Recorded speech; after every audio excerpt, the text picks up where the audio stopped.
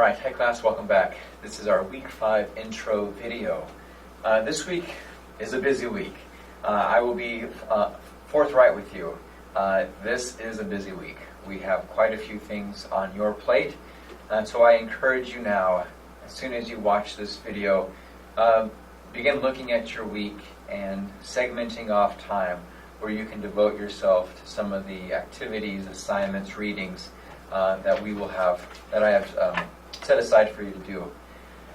There are 2 chapters we'll be looking at, chapters 12 and 13.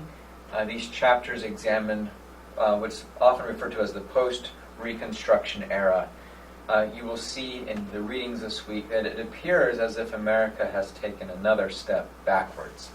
That after the progress made in the immediate aftermath of the Civil War, we begin to see a decline in living conditions, access to rights, the legal status of African Americans in the immediate aftermath of the Reconstruction Era. So we are looking roughly at the turn of the 20th century, and at this time 2 prominent African American men will step forward, each man offering a competing vision for the way that African Americans can bridge the gap that white Americans, and through the history of slavery, through segregation, have created.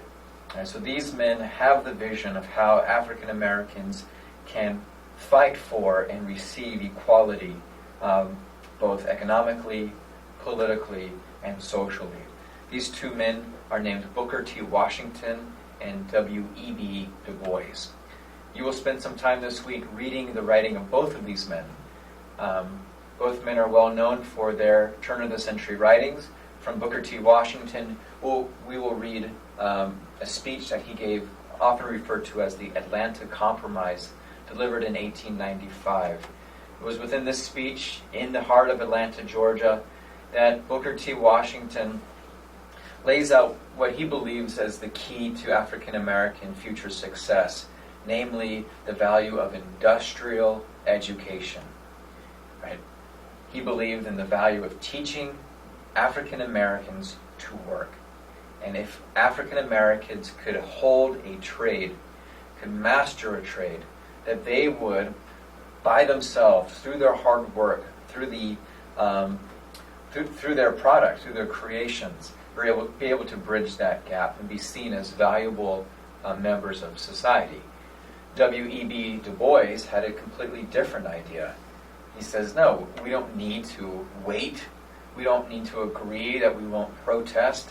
Right? We are human. We have rights according to law, according to the Constitution. Those rights should be granted to us, and we should fight for them if necessary. Du Bois will also be a strong advocate for the value of education. He will propose the idea known as the talented tenth. In short, that 10% of the African American population should be hand-selected, that this group would become the future leaders for the African American people. That these are the individuals who should be sent off to prestigious schools, who should become future politicians, lawyers, business leaders. And so his idea isn't that we will raise all people together. His idea was, let's select this small group and we'll allow them to do a lot of the hard, heavy lifting. And because of their success, this other 90% will also have an increase in equality and rights. So again, you'll be looking at these 2 men's writings in addition to completing the chapter 12 and 13 reading. I have also set aside a video named Slavery by Another Name. And this is kind of part of this secondary education that I'm trying to create in our class. You can tell that we have been reading this textbook and bit by bit moving chronologically throughout history.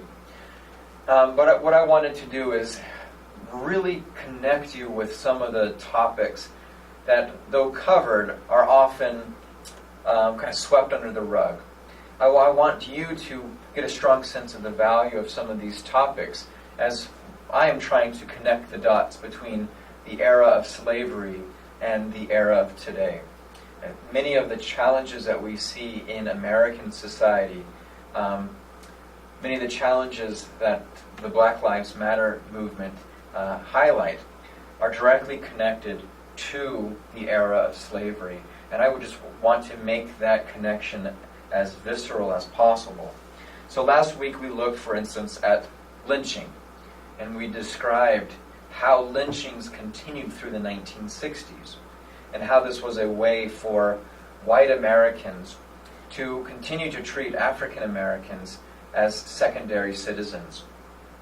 This week, in this documentary film named Slavery by Another Name, it takes at its heart the idea that most people believe that slavery ended with the Emancipation Proclamation.